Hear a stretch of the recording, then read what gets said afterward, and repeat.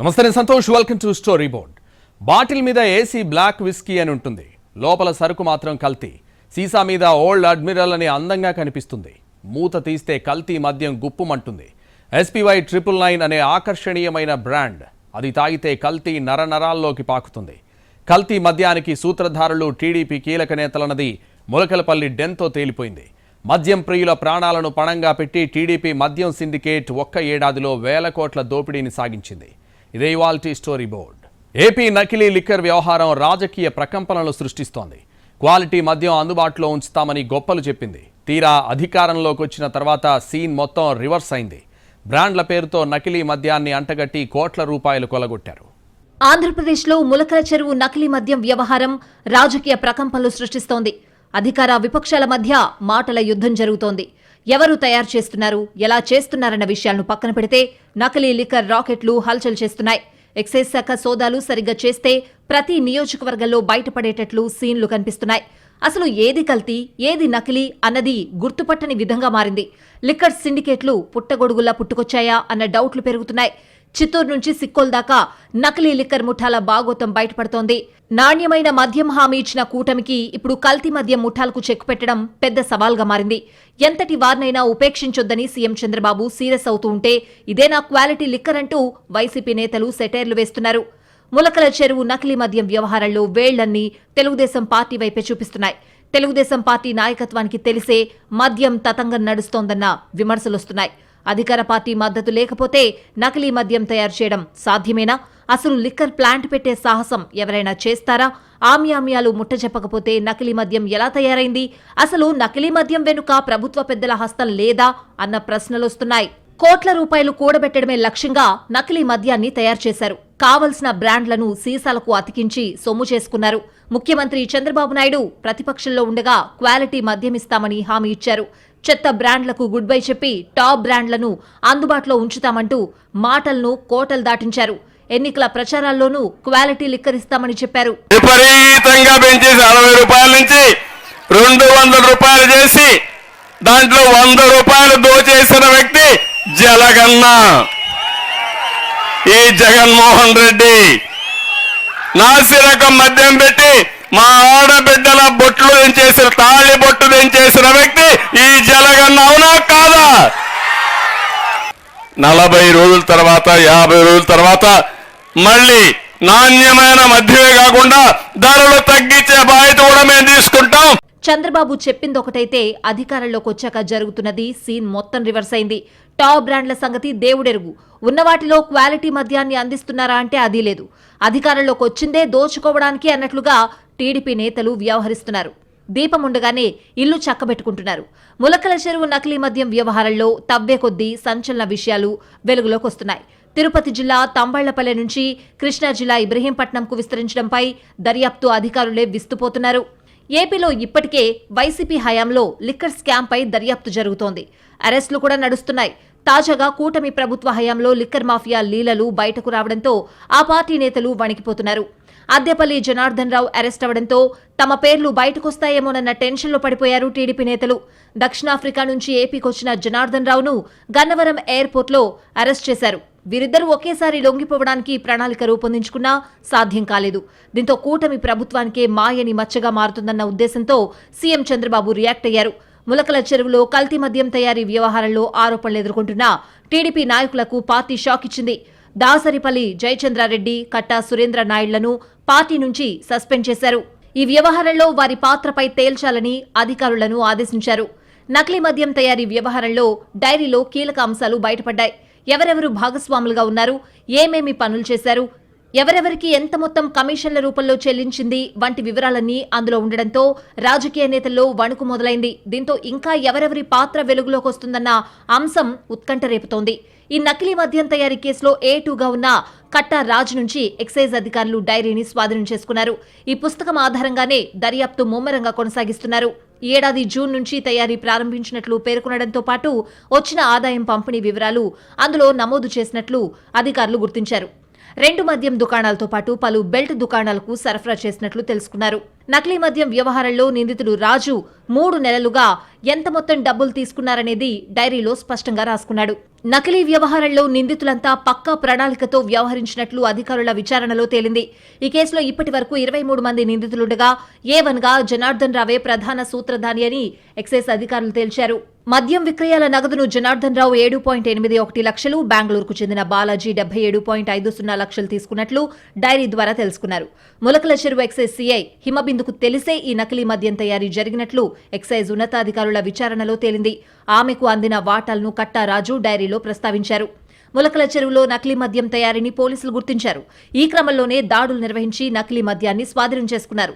ఈ నకిలీ మద్యాన్ని విజయవాడకు చెందిన జనార్దన్ రావు, అతని అనుచరుడు రాజు కలిసి ములకల చెరువు కనుగొండ ఆర్చి ప్రాంతంలో ఓ ఇంటిని అద్దెకు తీసుకుని తయారు చేస్తున్నారు. పలు ప్రభుత్వ మద్యం దుకాణాలు సహా తంబళ్లపల్లె నియోజకవర్గంలోని ప్రాంతాలకు సరఫరా చేస్తున్నారు. ప్రభుత్వ ధర కంటే తక్కువకే ఇస్తూ సొమ్ము చేసుకుంటున్నారు.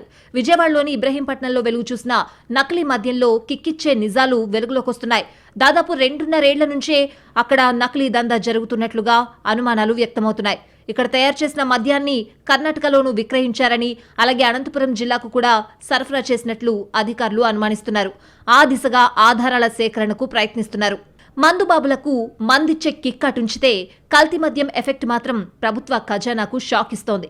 సాధారణంగా ఆంధ్రప్రదేశ్లో రోజుకు సగటున 78 నుంచి 80 కోట్ల వరకు ఎక్సైజ్ రెవెన్యూ వస్తుంది. కానీ గత కొన్ని రోజులుగా కల్తీ మద్యం భయంతో ఈ సంఖ్య గణనీయంగా పడిపోయింది. కొన్ని జిల్లాల్లో రెవెన్యూ డ్రాప్ తీవ్రంగా నమోదైనట్లు సమాచారం. మద్యం దుకాణాల వద్ద రద్దీ తగ్గిపోగా నకిలీ బ్రాండ్ల భయంతో కొంతమంది వినియోగదారులు పూర్తిగా మద్యం కొనడం మానేశారు. దీంతో రోజువారీ రెవెన్యూ లోటుతో పాటు ప్రభుత్వ ఆదాయానికి గండిపడింది. అసలు నకిలీ మద్యం ఎవరి హయాంలో ప్రారంభమైంది? అసలు సూత్రధారులను అరెస్ట్ చేస్తారా? ఇబ్రహీంపట్నం నుంచి ములకలపల్లికి నకిలీ మద్యం వ్యాపారాన్ని ఎలా విస్తరించారు? సూత్రధారులకు సహకరించింది ఎవరు? ఒక్కో బాటిల్పై కేటుగాళ్లు ఎంత నొక్కేశారు? ములకల చెరువు మద్యం వ్యవహారంపై కూటమి, వైసీపీ నేతల మధ్య మాటల తూటాలు పేలుతున్నాయి. ఓవైపు వైసీపీ హయాంలో లిక్కర్ స్కామ్ కు పాల్పడ్డ వారి అరెస్టులు, విచారణ కొనసాగుతూ ఉంటే, ఇంకోవైపు ఇప్పుడు కల్తీ మద్యం చుట్టూ పొలిటికల్ ఫైట్ పెరుగుతోంది. ఏపీలో అన్ని వైన్ షాపుల్లో కల్తీ మద్యమే దొరుకుతోందని వైసీపీ నేతలు సెటైర్లు వేస్తున్నారు. పెదబాబు, చిన్నబాబు ఆధ్వర్యంలో కుటీర పరిశ్రమల్లా నకిలీ మద్యం తయారవుతోందని వైసీపీ అధినేత జగన్ ఆరోపించారు. క్వాలిటీ లేని లిక్కర్ను తయారు చేసి దాచుకో అన్నట్లు కూటమి నేతలు వ్యవహరిస్తున్నారని మండిపడ్డారు. ప్రతి 3 బాటిల్స్లో ఒకటి కల్తీ మద్యం లభిస్తోందని విమర్శిస్తున్నారు. పెదబాబు, చిన్నబాబు ఆధ్వర్యంలో కుటీర పరిశ్రమల్లా ఏకంగా వీళ్ళు కల్తీ మద్యం తయారు చేసే ఈ మాదిరిగా ఫ్యాక్టరీలు పెట్టి చేసేసి వీళ్ళే క్వాలిటీ లేని లిక్కర్ను అక్కడ తయారు చేసి వీళ్ళ డిస్ట్రిబ్యూషన్ నెట్వర్క్ ఏదైతే ఉందో, ప్రైవేట్ మాఫియాతో కూడిన డిస్ట్రిబ్యూషన్ నెట్వర్క్లకి ఏదైతే ఉందో, ఆ షాపుల్లోకి, ఆ బెల్ట్ షాపుల్లోకి నేరుగా ఈ మందును పంపిస్తూ ఉన్నారు. అసలు కల్తీ మద్యం మరణాలకు వైసీపీయే కారణమంటున్నారు టీడీపీ నేతలు. వైసీపీ హయాంలోనే లిక్కర్ కల్తీకి తెరలేపారని ఆరోపిస్తున్నారు. నకిలీ మద్యంపై వైసీపీ విష ప్రచారం చేస్తోందన్నారు మంత్రి కొల్లు రవీంద్ర. నకిలీ మద్యంలో ఎవరి పాత్ర ఉన్నా వదిలిపెట్టేది లేదని హెచ్చరించారు. 5 చోట్ల ల్యాబ్లు ఏర్పాటు చేసి మద్యం నాణ్యతను పరీక్షిస్తున్నట్లు చెప్పారు. ఫేక్ ప్రచారంతో ప్రజల్లో భయభ్రాంతులు సృష్టించేందుకు ప్రయత్నిస్తున్నారని మండిపడ్డారు. వాళ్ళ ప్రభుత్వం చాలా స్ట్రిక్ట్గా ఉంది. ఇలాంటివి వచ్చినప్పుడైతే ఇమీడియట్గా యాక్షన్స్ తీసుకుంటున్నాం. ఈ సమాచారం కూడా డిపార్ట్మెంట్ పెట్టినటువంటి నిఘాలో మొత్తం కూడా బయటకు వచ్చినటువంటి విధానం. కానీ దీన్ని రాజకీయం చేయాలని వాళ్ళు చూస్తూ ఉన్నారు. ఇది చాలా దురదృష్టకరం. గతంలో డిస్టరీస్ని హ్యాండ్ ఓవర్ చేసుకున్నారు, బ్రాండ్లని రాష్ట్రానికి రాకుండా చేశారు. కేసులో కీలక నిందితుడిగా ఉన్న A1 అద్దేపల్లి జనార్దన్ పాత్రపై లోతైన విచారణ జరుగుతోంది. జనార్దన్ కు చెందిన ANR బార్ లైసెన్స్ ను ఇప్పటికే అధికారులు సస్పెండ్ చేశారు. మరోవైపు భవానీపురం శ్రీనివాస్ వైన్స్ లో కూడా కల్తీ మద్యం అమ్మకాలు జరిగినట్టు అధికారులు గుర్తించారు. బార్ మేనేజర్ గా పనిచేసిన కళ్యాణ్ వారానికి 50 కేసుల చొప్పున అమ్మకాలు జరిపినట్లు గుర్తించారు. ఈ కేసులో A12 గా ఉన్న కళ్యాణ్ A1 జనార్దన్ పిన్ని కుమారుడు. జనార్దన్ కు చెందిన శ్రీనివాస్ వైన్స్ లో కళ్యాణ్ పనిచేసేవాడు. అతను వారానికి 50 కేసుల కల్తీ మద్యాన్ని సేల్ చేసేవాడని పోలీసులు చెబుతున్నారు. అమ్మిన డబ్బులు సొంతానికి వాడుకున్నట్లు ఎక్సైజ్ పోలీసులు గుర్తించారు. ఇబ్రహీంపట్నంలో సోదాలు చేసే టైంలో 60 కేసుల లిక్కర్ ని కళ్యాణ్ బాత్రూంలో పారబోసినట్లు తేలింది. ఇటీవలే గొల్లపూడిలో 3 కోట్ల విలువైన భూమిని కొనుగోలు చేశాడని చెప్తున్నారు. పూర్తి స్థాయిలో నిందితుల ఆర్థిక లావాదేవీలను పోలీసులు సేకరిస్తున్నారు. నకిలీ మద్యం కేసులో A3 రవిని అదుపులోకి తీసుకున్నారు ఎక్సైజ్ పోలీసులు. కల్తీ మద్యం తయారీకి సహకరించాడన్న ఆరోపణలతో అదుపులోకి తీసుకున్నారు. అటు ఇదే కేసులో మరొకరిపై వేటు పడింది. ఎక్సైజ్ సిఐ హిమబిందు రెడ్డిని సస్పెండ్ చేశారు ఉన్నతాధికారులు. అంత పెద్ద ఎత్తున నకిలీ మద్యం తయారవుతున్నా కనిపెట్టడంలో విఫలమయ్యారని, నిఘా కొరవడిందనే కారణంతో అధికారులు యాక్షన్ తీసుకున్నారు. పైగా మద్యం తయారీ విషయంలో ఆమె పాత్ర ఉందన్న ఆధారాలు దొరకడంతో సస్పెండ్ చేశారు ఎక్సైజ్ కమిషనర్. ములకల చెరువు కల్తీ మద్యం వ్యవహారంలో తవ్వే కొద్దీ లింకులు చాలానే ఉన్నాయి. ఆఫ్రికాలో మద్యం వ్యాపారం నడుపుతున్నాడు జయచంద్రారెడ్డి. ఈయన వ్యాపారంలో జనార్దన్ రావు కూడా భాగస్వామిగా ఉన్నాడు. Jayachandra Reddy, Janardhan engineering classmates. కల్తీ లిక్కర్ దందాకు పాత స్నేహం బాగా ఉపయోగపడిందని అంటున్నారు. 2024 ఎన్నికల తర్వాత లిక్కర్ బిజినెస్ ను మరింత విస్తరించారు. ఎన్నికల ముందే వైసీపీ నుంచి టీడీపీలోకి జయచంద్రారెడ్డి వచ్చారు. తంబళ్లపల్లి నుంచి టీడీపీ అభ్యర్థిగా పోటీ చేశారు కూడా, ఓడిపోయారు. ఆ ఎన్నికల్లో జయచంద్రారెడ్డి ఆర్థిక వ్యవహారాలు జనార్దన్ రావు చూసుకున్నాడని ప్రచారం జరుగుతోంది. జయచంద్రారెడ్డికి సన్నిహితుడైన సురేంద్రనాయుడు పిఏ రాజేష్ తో కలిసి తంబళ్లపల్లిలో కల్తీ లిక్కర్ బిజినెస్ నడుపుతున్నట్లు విచారణలో వెల్లడైంది. 99 రూపాయలు మద్యానికి ప్రత్యామ్నాయంగా కల్తీ మద్యం తయారు చేసినట్టు గుర్తించింది ఎక్సైజ్ శాఖ. క్వార్టర్ బాటిల్ తయారీకి 30 నుంచి 40 రూపాయలు ఖర్చు చేసి ఒక్కో బాటిల్ మీద 100 రూపాయలు లాభం పొందినట్లు తేలింది. బెల్ట్ షాపులకు సరఫరా చేయడం ప్రాధాన్యతగా పెట్టుకున్న జనార్దన్ ఎన్టీఆర్ జిల్లాలో కల్తీ మద్యం ఏరులై పారించారు. నకిలీ మద్యం తయారీ కేసులో A1 అద్దెపల్లి జనార్దన్ రావుకు విజయవాడలో ANR బారుంది. ములకల చెరువుకొచ్చాడని, పెద్దతిప్ప సముద్రంలోని ఆంధ్ర వైన్స్, ములకల చెరువులోని రాక్ స్టార్ వైన్స్ కు నకిలీ సరుకును సరఫరా చేశాడని అధికారులు సీఎం దృష్టికి తీసుకువెళ్లారు. ఆ 2 వైన్ షాపులను సీజ్ చేశారు. ANR బార్ ను కూడా సీజ్ చేశారు. విజయవాడ ఇబ్రహీంపట్నంలోని అద్దెపల్లి జనార్దన్ రావు గోడౌన్లో భారీగా కల్తీ లిక్కర్ డ్రమ్ములు, లిక్కర్ ఖాళీ సీసాలు, కల్తీ మద్యాన్ని స్వాధీనం చేసుకున్నారు. స్థానిక నాయకుడు జయచంద్రారెడ్డి పాత్రపైన దర్యాప్తు చేస్తున్నారు ఎక్సైజ్ అధికారులు. మొత్తంగా కల్తీ మద్యంలో ఇన్వాల్వ్ అయిన 14 మందిని గుర్తించి 10 మందిని అరెస్ట్ చేశారు. జనార్దన్ రావు ఆదేశాల మేరకే తాము నకిలీ మద్యం తయారీ, సరఫరా చేశామని అరెస్టైన నిందితులందరూ వాంగ్మూలాలిచ్చారు. ములకల్ చెరువులోని rock star wines licence T Rajesh పేరిట ఉంది. అతని వాహనంలోనే నకిలీ మద్యం రవాణా చేస్తూ ఉంటే పట్టుకున్నారు. బెల్ట్ షాపుల్లో అమ్మేదంతా నకిలీ లిక్కరేనన్న అనుమానాలు వ్యక్తమవుతున్నాయి. బహిరంగ సభలకొచ్చే జనానికి కూడా ఈ నకిలీ మద్యాన్ని పంచారా? బ్రాందీ షాప్స్ పక్కనే పెడుతున్న పర్మిట్ రూమ్స్ లో దొరికేది కూడా నకిలీ మద్యమేనని తెలుస్తోంది. పోలీసులు, స్థానిక రాజకీయ నేతల సహకారంతో నకిలీ మద్యం దందాను నడిపిస్తున్నారన్న ఆరోపణలు వస్తున్నాయి. దీంతో ఎక్సైజ్ శాఖ కల్తీ మద్యం సరఫరాపై దృష్టి సారించింది. అనుమానమున్న ప్రాంతాల్లో రైడ్లు నిర్వహిస్తూ నకిలీ మద్యం తయారీ, విక్రయం వెనుక ఉన్న నెట్వర్క్ ను గుర్తించేందుకు విస్తృత చర్యలు చేపట్టింది. ప్రజలకు బ్రాండెడ్, నాణ్యమైన మద్యం మాత్రమే వినియోగించాలంటూ హెచ్చరికలు జారీ చేసింది. మరోవైపు వైన్ షాప్స్, బార్స్ దగ్గర వాతావరణం పూర్తిగా మారిపోయింది. మద్యం రాయుళ్లు ఇప్పుడు తాగడానికి ముందు 2 సార్లు ఆలోచిస్తున్నారు. కొన్ని బాటిళ్లలో వాసన, రంగు అంటూ వీడియోలు సోషల్ మీడియాలో వైరల్ అవడంతో వినియోగదారుల్లో భయం మరింత పెరిగింది. ములకల్ చెరువు, ఇబ్రహీంపట్నంలో వెలుగు చూసిన నకిలీ మద్యం తయారీ కేంద్రాలు రాష్ట్రంలో ప్రజారోగ్యానికి ముప్పుగా పరిణమించాయి. ఆఫ్రికా తరహా నాసిరకం మద్యం తయారీ యూనిట్లను ఆంధ్రాకి తెచ్చేసిన అద్దేపల్లి జనార్దన్ రావులు ఇంకెంతమంది ఉన్నారో తేల్చాల్సిన అవసరం ఉంది. అబ్కారీ శాఖ మంత్రి మొదలుకొని అధికారుల వరకు ఉదాసీనత వీడకపోతే జంగారెడ్డిగూడెం తరహా మరణాలకు దారితీసే ప్రమాదం పొంచి ఉంది. Admiral brandy, Bengaluru brandy, Kerala malt whisky, royal answer, Sumo మరికొన్ని బ్రాండ్లకు చెందిన లేబుళ్లను తయారు చేయించి నకిలీ మద్యం నింపిన బాటిళ్లకు అంటించారు. ఈ తతంగం పూర్తయ్యాక బాటిళ్లను బాక్సులో పెట్టి పాల వ్యాన్లలో సరఫరా చేశారు. ప్రతిరోజు వేల సంఖ్యలో నకిలీ మద్యం బాటిళ్లు ములకల చెరువు ప్లాంట్ నుంచి తరలించారు. ఏ బ్రాండ్తో నకిలీ మద్యం కావాలంటే ఆ బ్రాండ్ పేరుతోనే నకిలీ మద్యం తయారు చేసి పంపారు. రంగు, వాసనలో ఎలాంటి తేడా లేకుండా అసలు మద్యాన్ని పోలి ఉండేలా నకిలీ తయారు చేయడానికి నిపుణుల్ని నియమించుకున్నారు. నియోజకవర్గం టీడీపీ నేతల కనుసన్నల్లోనే ఈ నకిలీ మద్యం తయారైంది. ఈ మద్యాన్ని ఇప్పటిదాకా ఎంతమంది తాగారో, వారి ఆరోగ్య పరిస్థితి ఏంటో అన్న ఆందోళన మొదలైంది. ప్రజల ప్రాణాలతో కూటమి నేతలు జనార్దన్ రావు చెలగాటమాడారు. రాష్ట్రాన్ని కల్తీ మద్యం కబళిస్తోంది. అత్యంత హానికరమైన స్పిరిట్లో రంగు నీళ్లు కలిపి బ్రాండెడ్ మద్యంగా విక్రయించారు. టీడీపీ పెద్దల అండదండలతో కల్తీ మద్యం రాకెట్ వ్యవస్థీకృతమైంది. కల్తీ మద్యం తయారీ యూనిట్లను నెలకొల్పి మద్యం ప్రియుల ప్రాణాలను హరిస్తోంది. కల్తీ మద్యం యూనిట్లలో యంత్ర సామాగ్రిని తెప్పించి పక్కాగా వ్యవస్థను నెలకొల్పారు. అక్రమంగా సేకరించిన స్పిరిట్ ను డైల్యూట్ చేసి అందులో క్యారమెల్, రంగు నీళ్లు కలిపి కల్తీ మద్యం తయారు చేస్తున్నారు. కేంద్ర ప్రభుత్వ ప్రత్యేక ఆదేశాలను వక్రీకరిస్తూ బరి తెగించి స్పిరిట్ అక్రమ రవాణాకు పాల్పడుతోంది.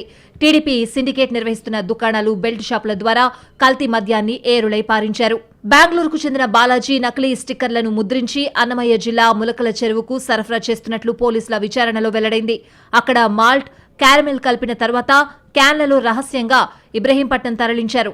అనుమానం రాకుండా చిన్న క్యాన్లలో మద్యాన్ని నింపి వాటిని తిరిగి అట్టపెట్టెల్లో ఇక్కడకు తెప్పించేవారు. గోదాముల్లో సీసాల్లోకి నింపి అమ్మకాలకు పంపిస్తూ ఉండేవారు. అసలు హోలోగ్రామ్ స్టిక్కర్లను పోలిన నకిలీ స్టిక్కర్లను బాలాజీ ముద్రించి సరఫరా చేసేవాడు. సీసాలను కృష్ణా జిల్లా గన్నవరం మండలంలోని సూరంపల్లి పారిశ్రామిక వార్డులోని ఓ కర్మాగారంలో తయారు చేయించేవారు. వీటికి వేసే లేబుళ్లను అచ్చం అసలుకు తీసిపోని రీతిలో తయారు చేయించారు. హైదరాబాద్కు చెందిన రవి వీటిని సరఫరా చేసినట్లుగా దర్యాప్తులో వెల్లడైంది. నకిలీ మద్యం తయారీలో పెద్దగా వాసన రాని ఎక్స్ట్రా న్యూట్రల్ స్పిరిట్ ను వినియోగించినట్లు గుర్తించారు.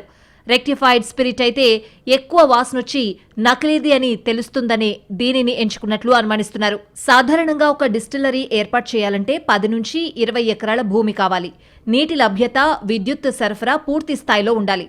ఫెర్మెంటేషన్, డిస్టిలేషన్ కాలమ్స్, బాయిలర్, కండెన్సర్లు, కూలింగ్ టవర్లు, వ్యర్థాల శుద్ధి ప్లాంట్లు పెట్టుకోవాలి. మద్యం తయారీ సాంకేతికత సమకూర్చుకోవాలి. కెమిస్టులు, ఇంజనీర్లు, బాయిలర్ ఆపరేటర్లు, నాణ్యత నియంత్రణ సిబ్బంది ఇలా అనేక మంది ఉద్యోగులను నియమించుకోవాలి.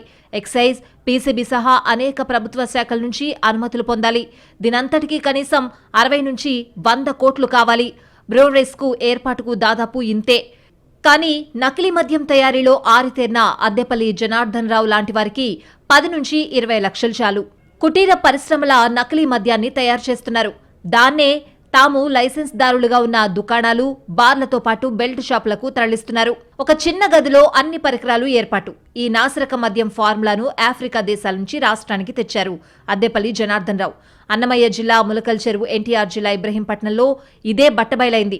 ఒక చిన్న గదిలో వాటర్ ట్యాంక్, 2 మోటార్లు, బ్లెండింగ్ ట్యాంక్, 1-2 చిన్న యంత్రాలు, వాటితో స్పిరిట్, క్యారమెల్, ఫ్లేవర్ కలిపి నాసిరకం మద్యం తయారు చేశారు. ఆ మద్యాన్ని సీసాల్లో నింపేసి ప్రముఖ బ్రాండ్ల లేబుళ్లు అతికించేసి మూతలు బిగించారు. ఆఫ్రికా దేశాల్లోని మద్యం డిస్టిలరీల్లో సుదీర్ఘకాలం పనిచేసిన అద్దెపల్లి జనార్దన్ రావు ఆ నేర విధానాన్నే ఇక్కడ అనుసరించారు. దక్షిణాఫ్రికాలో అమ్ముడయ్యే ప్రతి 5 మద్యం సీసాల్లో 1 నాసిరకం, హానికరమైందే. జాంబియా, మొజాంబిక్లలో ఇంకా దారుణ పరిస్థితులుంటాయి. ఆయా దేశాల్లో ఇలాంటి మద్యం తయారీ యూనిట్లు కుటీర పరిశ్రమల్లో ఉంటాయి. అధికారులు దాడులు చేసి సీజ్ చేస్తే ఆ యంత్రాలను అక్కడే వదిలేసి మరోచోట కొత్త యూనిట్ మొదలు పెడతారు. అద్దెపల్లి జనార్దన్ రావు కూడా ఇలాగే కొద్దిపాటి పెట్టుబడితో నకిలీ మద్యం తయారీ యూనిట్లు పెట్టుకున్నారు. రాష్ట్రంలో వెలుగులోకి రాని ఇలాంటి జనార్దన్ రావులను వెలికి తీసినప్పుడే ఈ నకిలీ దందాకు అడ్డుకట్టపడుతుంది. లేదంటే వైఎస్ఆర్సీపీ హయాం నాటి జంగారెడ్డిగూడెం తరహా ఘటనలు చూడాల్సొస్తుందనే ఆందోళన నెలకొంది. కూటమి ప్రభుత్వం ఏర్పడ్డాక నకిలీ మద్యం తయారీని కొనసాగించడానికి A1 అద్దెపల్లి జనార్దన్ రావు టీడీపీలో చేరినట్లు విచారణలో వెల్లడైంది. 2 టీడీపీ నేతల అండతోనే కల్తీ మద్యం తయారీ యూనిట్ను ములకల్ చెరువులో ఏర్పాటు చేయడంతో పాటు బెల్ట్ షాపుల్లో విక్రయించినట్లు తేలింది. అద్దెపల్లి జనార్దన్ రావు ముఠా సరఫరా చేసిన నకిలీ మద్యం వల్ల అదృష్టవశాత్తు ఎక్కడా ప్రాణనష్టం లేకపోయినా అలాంటి మద్యం తయారీ కేంద్రాలు రాష్ట్రంలోని పలు జిల్లాల్లో ఇప్పటికే బయటపడ్డాయి. కానీ ఎక్సైజ్ శాఖ మంత్రి కొల్లు రవీంద్ర, ఆ శాఖ ఉన్నతాధికారులు, ప్రభుత్వం ఏ రోజు దీన్ని తీవ్ర అంశంగా పరిగణించి కఠిన చర్యలు తీసుకోలేదు. ఇప్పటికైనా ప్రభుత్వం ఉదాసీనత వదలకపోతే ప్రజారోగ్యం ప్రమాదంలోకి జారుకునే అవకాశం ఉంది.